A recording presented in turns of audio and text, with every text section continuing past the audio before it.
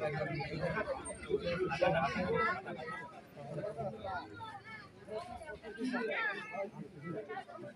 সরাসরি লাইভ করো, লাইভ করো, ওটাই ভালো।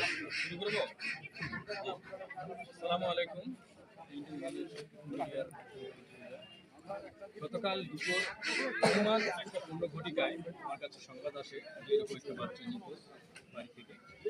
পরে গতকাল আমি আমার তদন্তকারী অফিসার সহ এখানে আসি এবং রাত সন্ধ্যা 5:30 পর্যন্ত খোঁজাখুঁজি করি।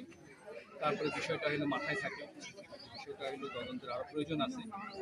তারই পর্যায়ে আজ আবার সকাল 11 ঘটিকা থেকে আমরা আবার তদন্ত শুরু করি।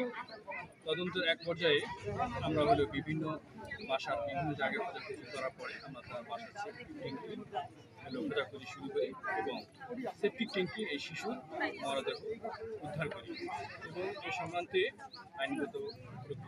আইনগত ব্যবস্থা প্রক্রিয়া দিই। আমরা জিজ্ঞাসাবাদের জন্য তার বাবা মা প্রাথমিকভাবে দাদি এদেরকে নিব। কাউকে কি কোনো সন্দেহের তালিকায় আনা গেছে? এটা আমাদের তদন্তে হলো বেরিয়ে আসবে। তাকে আটক করে তাকে সন্দেহ হতে পারে